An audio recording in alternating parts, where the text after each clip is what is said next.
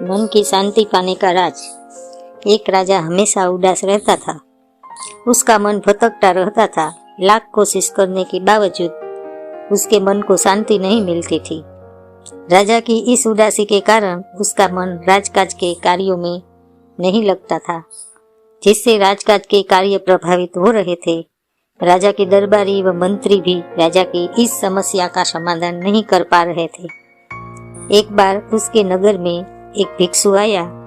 भिक्षु के ज्ञान पूर्वक उपदेश से राजा बहुत प्रभावित हुआ।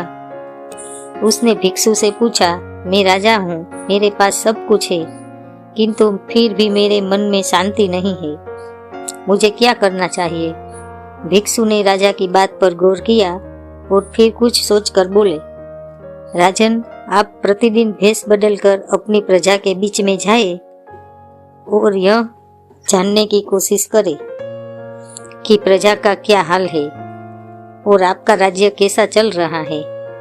राजा ने भिक्षु की बात मानी और प्रतिदिन भेष बदलकर प्रजा के बीच जाने लगा। प्रजा के बीच जाने से राजा को बहुत हैरानी वाली बातें पता चली। उसे पता चला कि प्रजा बहुत दुखी है। उसके राजकाज के कार्यों में कम दिलचस्पी लेने की वजह से राज्य के अधिकारी लापरवाह और रिश्वतखोर हो गए हैं। जमाखोरों की वजह से दैनिक कार्यों की मूलभूत वस्तुओं के भाव बढ़ने से महंगाई बढ़ गई है। खान पान की समस्या थी तो कहीं स्वास्थ्य सुविधाओं का अभाव था। धनी लोग तथा राजा के रिश्वतखोर अधिकारी मिलीभगत से राज्य की संपदा लूट रहे थे।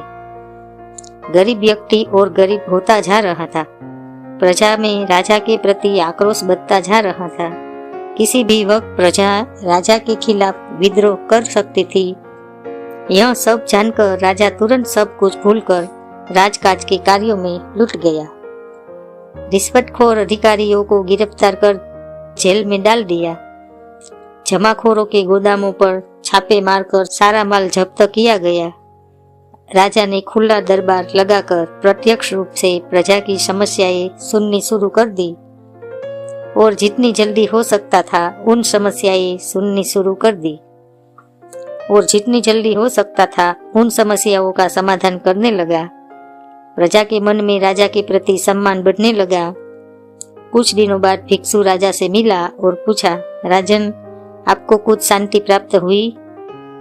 राजा बोले, मुझे पूर्ण रूप से शांति तो नहीं मिली, किंतु जब से मैंने अपनी प्रजा के दुखों के बारे में जाना है, मैं उनके दुख निवारण में लगा हूँ। इससे मेरे मन को थोड़ी थोड़ी शांति मिल रही है। तब भिक्षु ने समझाया, राजन, आपने शांति के मार्ग को खोज लिया है, उस पर आगे बढ़ते जाए। एक राजा तभी प्रसन्न रह सकता है जब उसकी प्रजा सुखी हो। सार यह है कि देश के शासकों को आम जनता के दुख तकलीफों के बारे में गहराई से जानना चाहिए और उनका निवारण करना चाहिए। अगर आम जनता सुखी होगी तो देश के शासक भी सच्चा सुख अनुभव कर सकेंगे और देश तरक्की की राह पर चलेगा।